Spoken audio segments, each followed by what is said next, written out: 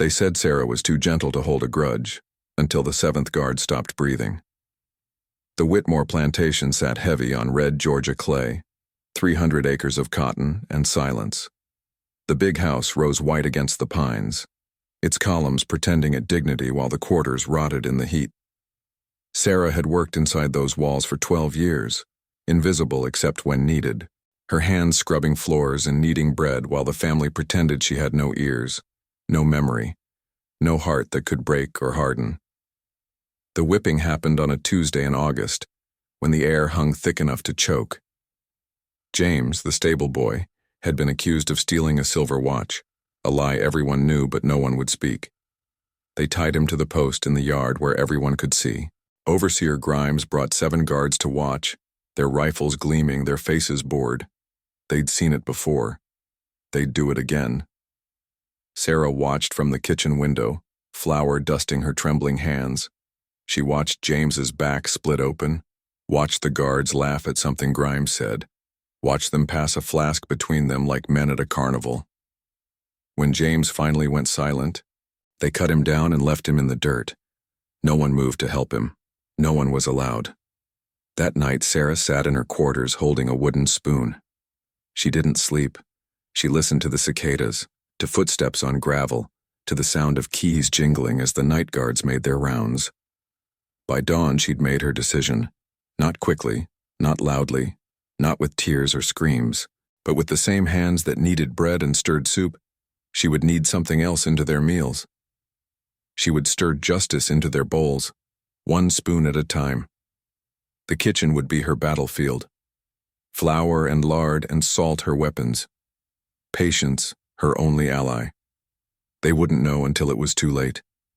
And even then, they would never believe that someone as small, as quiet, as obedient as Sarah could have done what she was about to do.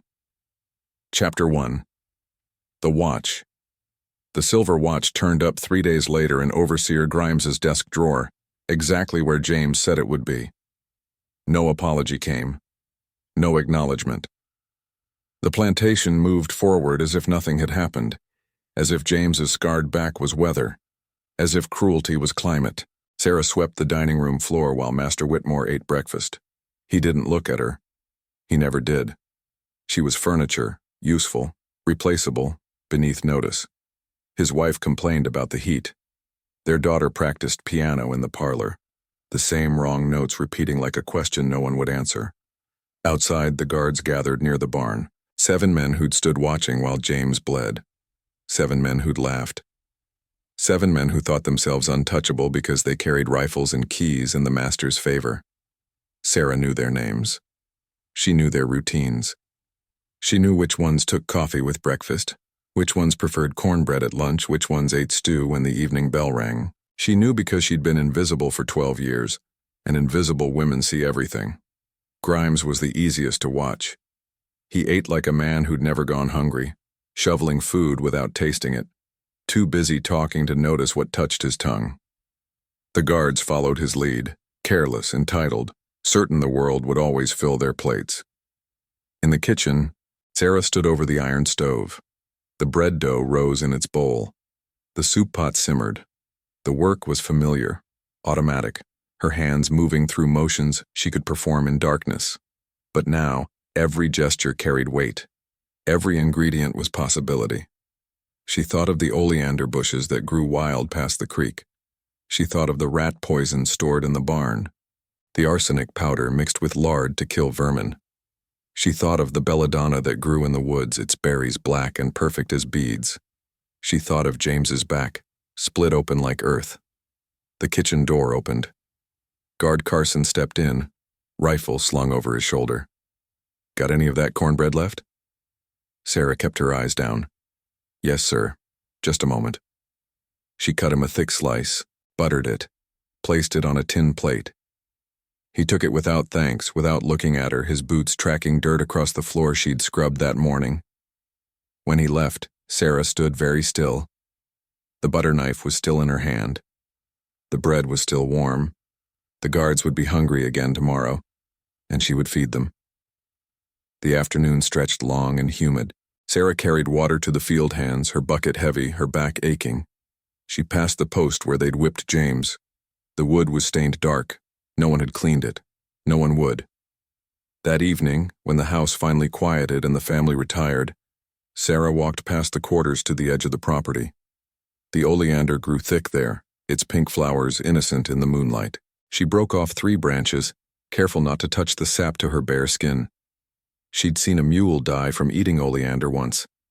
It had taken hours, the animal thrashing and frothing while the overseer cursed, and the stable hands stood helpless. She wrapped the branches in her apron and walked back through the darkness. Above her, the stars were indifferent. Below her, the red clay held bones no one would name. In her quarters, she stripped the leaves from the branches and placed them in a tin cup. Tomorrow, she would grind them. The day after, she would steep them. And then, slowly, carefully, she would begin to feed justice to 7 men who thought they were beyond its reach. The wooden spoon sat on her table. She picked it up, ran her thumb along its worn handle. It had stirred 1,000 pots of soup, 1,000 bowls of grits. It would stir 1,000 more, but some of them would taste different. Sarah lay down on her narrow bed and closed her eyes. For the first time since Tuesday, she slept. Chapter 2. The grindstone morning came humid and relentless.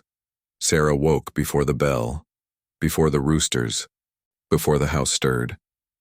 The oleander leaves lay in her tin cup like a secret. She'd learned long ago that the hours before dawn belonged to no one. Not the master, not the overseer, not even God seemed to watch this early. She ground the leaves using a smooth river stone against the bottom of a clay bowl, working in the near darkness of her quarters. The motion was meditative, purposeful. Grind, scrape, grind. The leaves broke down into fragments, then dust, green-gray powder that smelled faintly bitter. She'd need to mask that bitterness with something strong, pepper maybe, or the burned fat they used for flavoring. By the time the first bell rang, she'd hidden the powder in a small drawstring pouch tucked inside her apron pocket. The empty cup was washed. The stone was returned to the creek bed where she'd found it. The oleander branches were burned in the kitchen fire before anyone else arrived.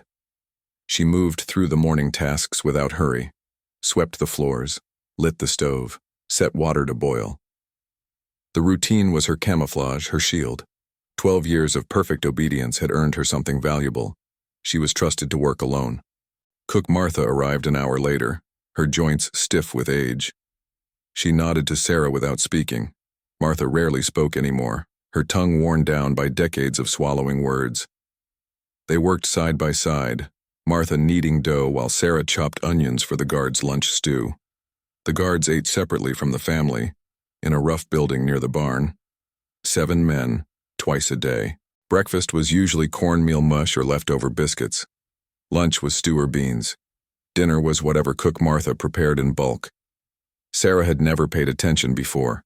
Now she knew their portions, their preferences, their patterns. Grimes liked extra pepper.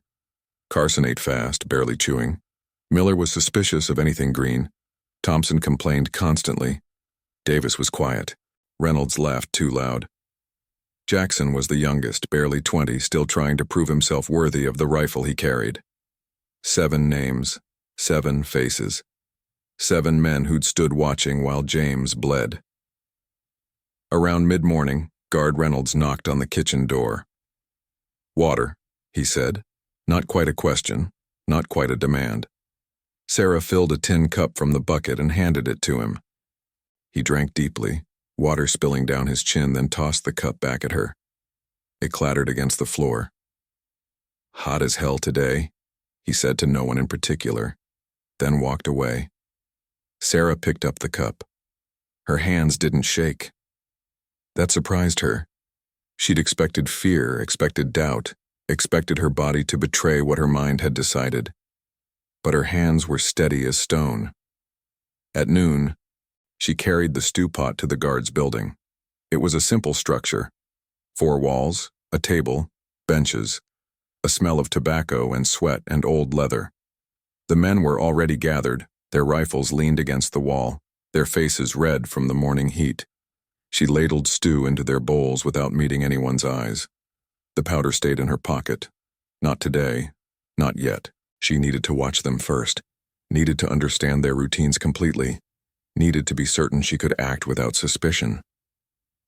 Grimes grabbed her wrist as she turned to leave. This better not be as watery as yesterday. No, sir, Sarah said quietly. He released her. She walked back to the kitchen, the empty pot still warm in her hands. That afternoon, while the house took its rest and the guards rotated shifts, Sarah slipped away to the woods beyond the cotton fields.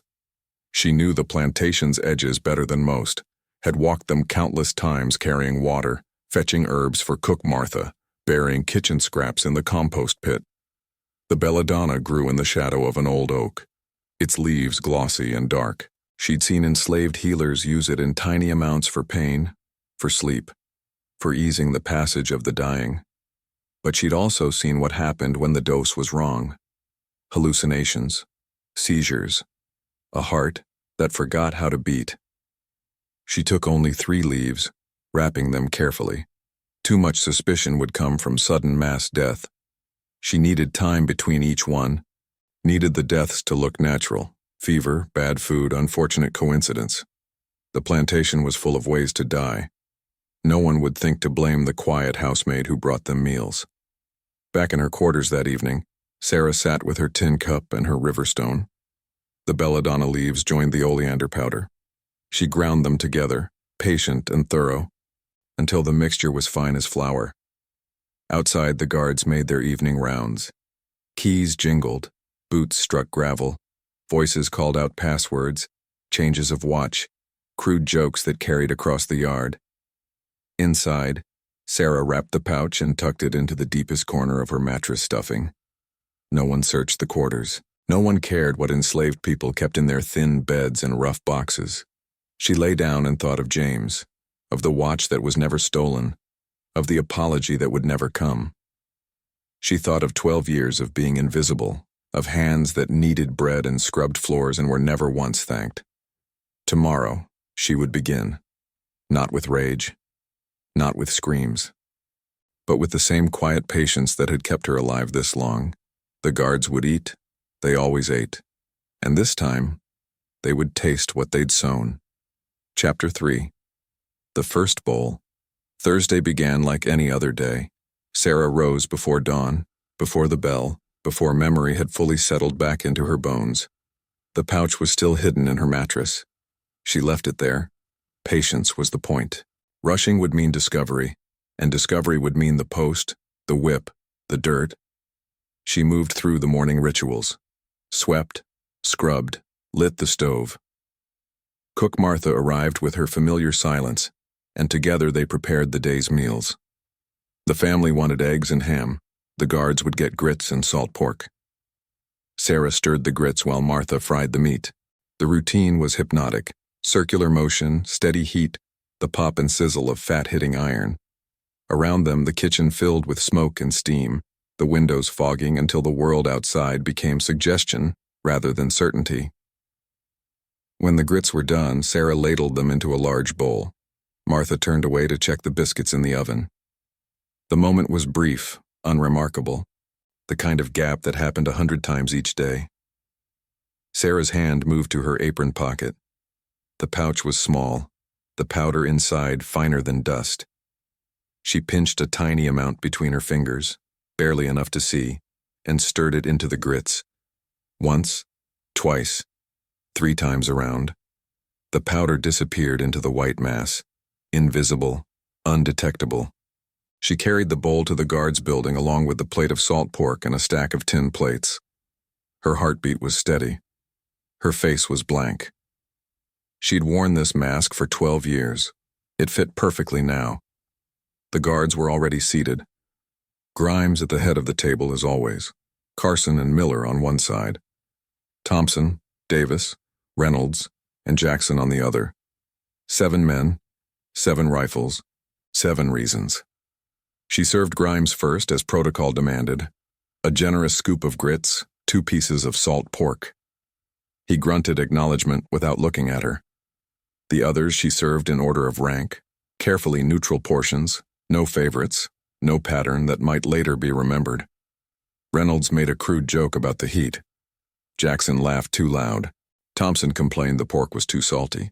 Grimes told them to shut up and eat. Sarah stood by the door, waiting to clear the plates as they finished. She watched them eat, shoveling food, talking with their mouths full, entirely unconcerned with the woman who'd prepared their meal. She was furniture. She was air. She was nothing that could hurt them. The dose was tiny, exploratory. She needed to understand the timeline, the symptoms, the way the poison would manifest. Oleander and belladonna together. She'd read once years ago, when the master's daughter left a book of herbs open on the parlor table. Both attacked the heart, both caused pain, but in different ways. Combined, they might look like natural illness. Or they might look like witchcraft. She needed them to look like nothing at all. After 20 minutes, the guards finished eating. They left their plates on the table and filed out, heading toward their various posts. Sarah collected the dishes, scraped them clean into the slop bucket, carried everything back to the kitchen. Martha was already working on the family's lunch. Neither spoke. The afternoon dragged. Sarah worked in the house, dusting furniture, beating rugs, polishing silver that would only tarnish again. Through the windows, she could see the guards making their rounds. Thompson looked pale, she thought, but the heat made everyone pale. By evening, the word had spread. Thompson was sick. Vomiting, sweating, complaining of chest pain. The master called for a doctor from town, but the doctor wouldn't arrive until morning. Thompson spent the night in the guards building, his companions taking turns watching him, unsure if he was contagious.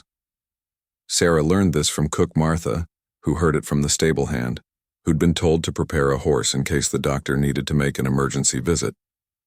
The plantation ran on whispers, information moving through invisible channels while the master pretended to control everything. Sarah said nothing. She prepared dinner, served the family, cleaned the kitchen. When she finally returned to her quarters after dark, she sat on her bed and stared at the wall. One man sick, 6 still standing. She thought of James, his back split open. She thought of the watch, the lie, the laughter. She thought of 12 years of silence. Tomorrow Thompson might recover or he might die. Either way, she would wait. She would watch. She would learn. And when the time was right, she would serve them again.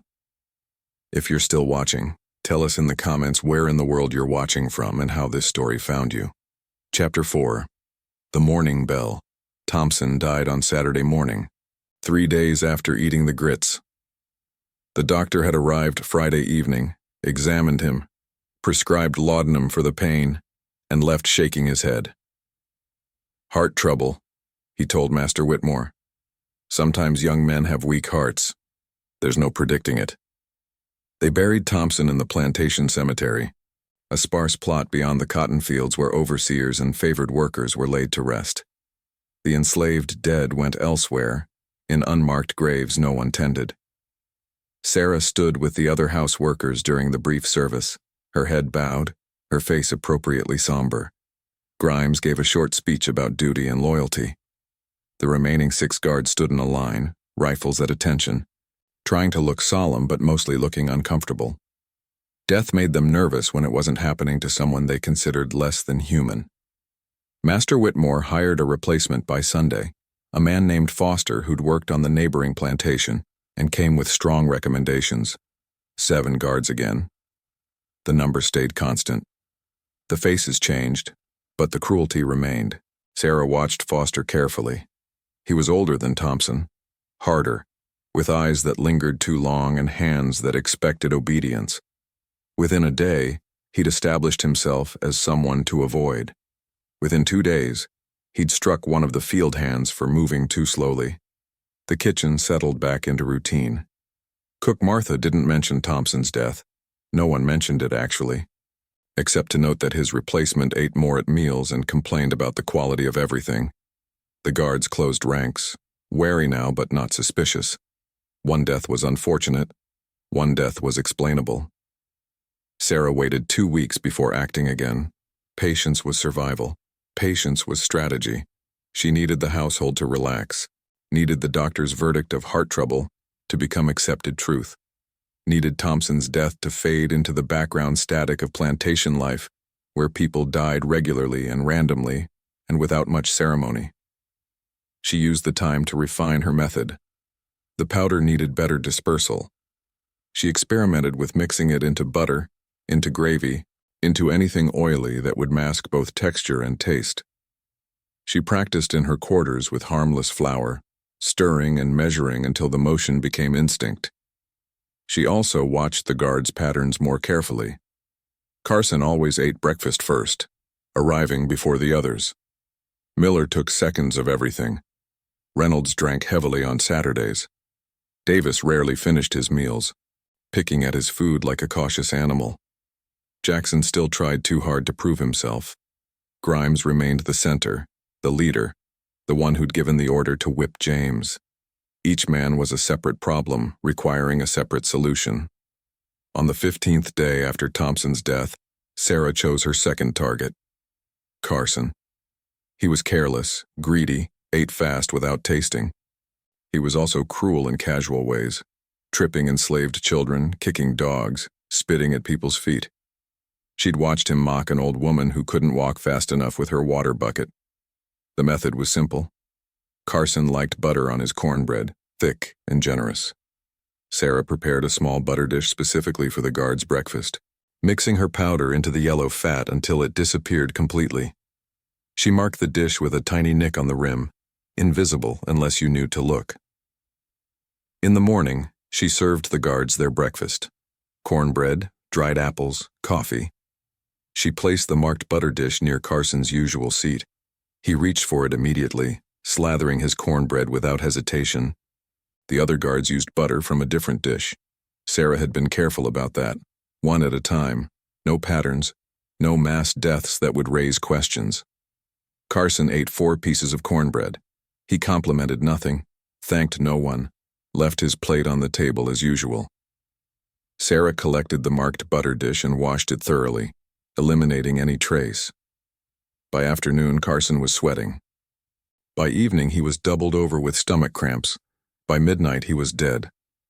The doctor returned, examined the body, frowned. Another heart problem? Strange, but he was a heavy drinker. Might have weakened the constitution. Master Whitmore accepted this explanation. The guards looked shaken but not suspicious. 2 deaths in a month was unusual but not impossible. Men died.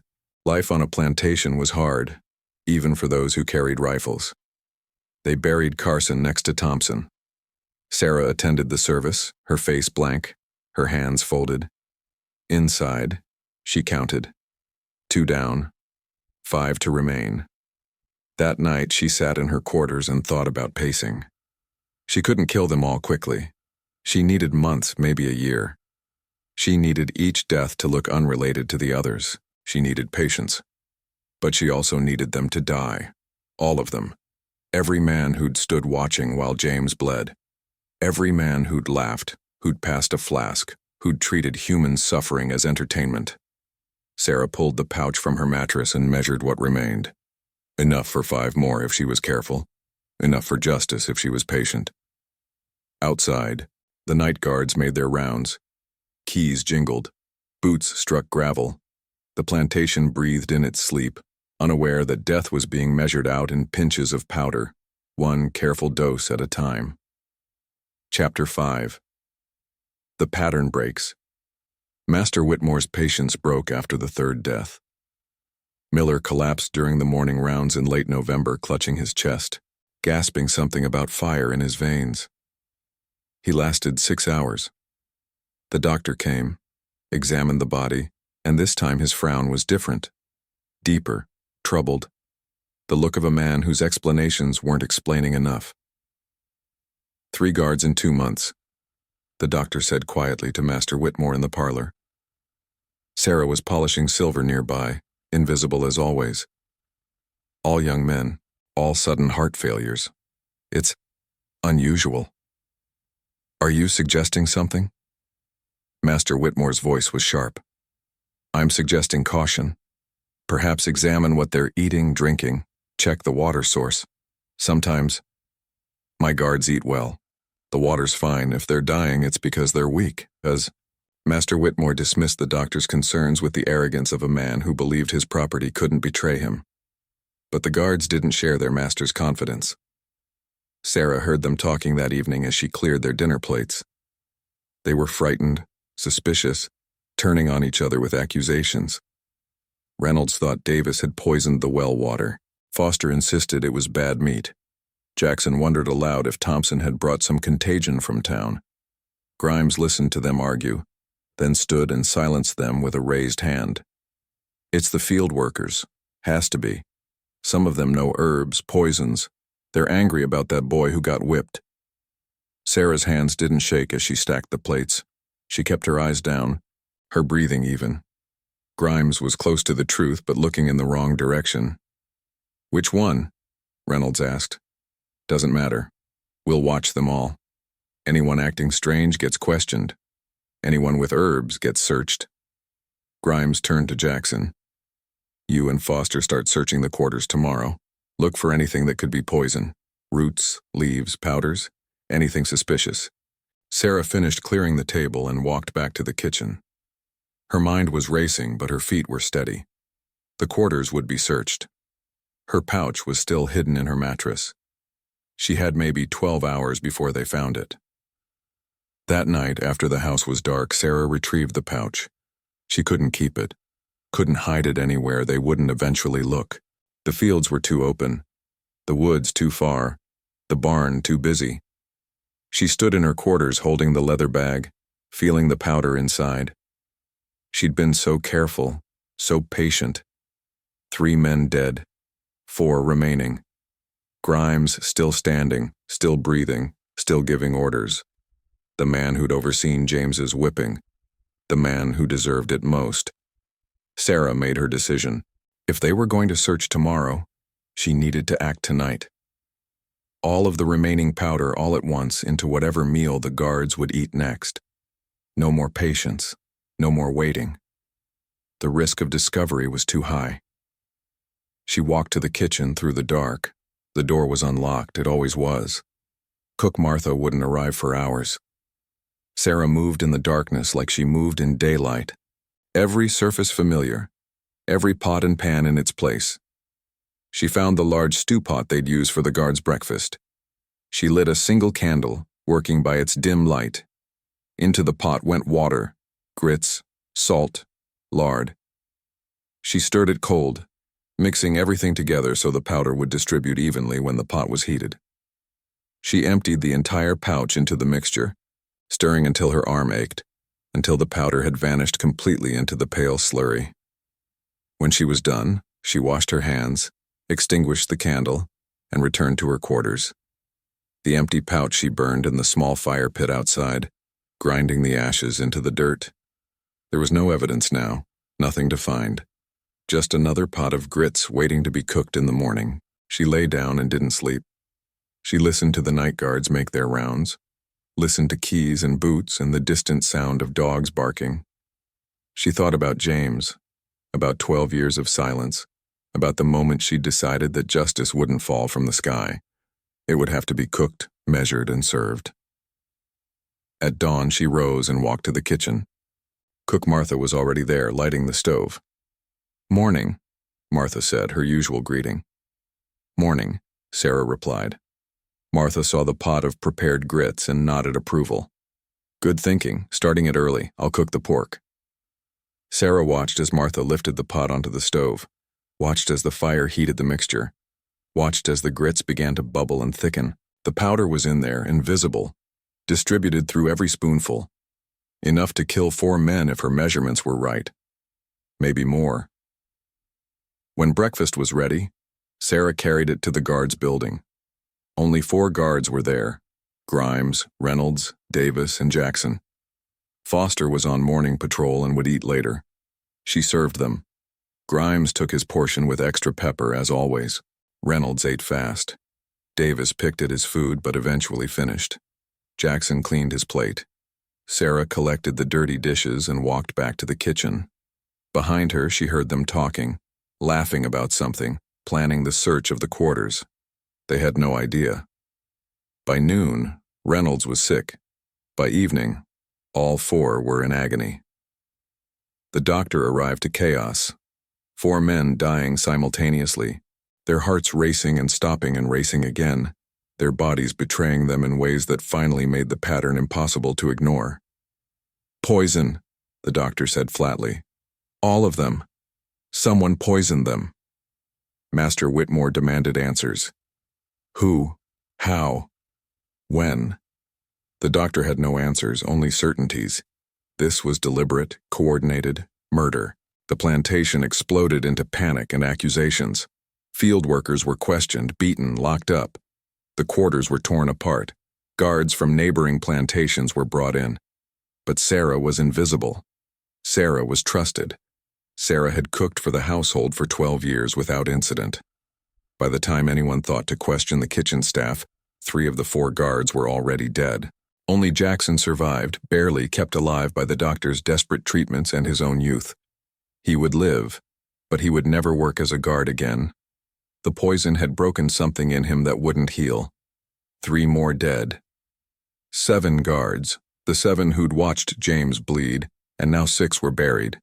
The 7th was a trembling shell who couldn't hold a rifle without his hands shaking. Chapter 6. The silence. After the investigation lasted 3 weeks, Master Whitmore brought in a magistrate from town, a man with a thin face and eyes like a hawk. They questioned everyone, field workers, stable hands, house staff. They searched every building, every quarter, every storage shed. They found nothing. Cook Martha was questioned. She knew nothing, had seen nothing, had only cooked what she'd always cooked. Sarah was questioned. She was so quiet, so obedient, so perfectly invisible that the magistrate barely looked at her. "Did you see anything unusual?" he asked. "No, sir," Sarah said, eyes down. "Did you notice anyone acting strangely?" "No, sir." "Did you prepare any of the guards' meals?" "Yes, sir, I help cook Martha every day." The magistrate dismissed her. She was too small, too gentle, too utterly unremarkable to have committed such calculated murder. The investigation turned elsewhere, toward the field workers, toward the stable hands, toward anyone who seemed capable of rage. 2 field workers were whipped on suspicion. 1 died from it. The other lost the use of his arm. The magistrate eventually declared the case unsolvable. Probably a vengeful enslaved person with knowledge of poisons, but impossible to identify. Master Whitmore increased security, hired new guards, and tried to restore order. But the plantation was different now. The guards were nervous, suspicious, eating carefully, trusting nothing. The enslaved workers were quieter than ever, but in the quarters, in whispered conversations after dark, a story began to spread. Someone had done it. Someone had fought back. Someone had made them pay. They never said Sarah's name. They didn't need to.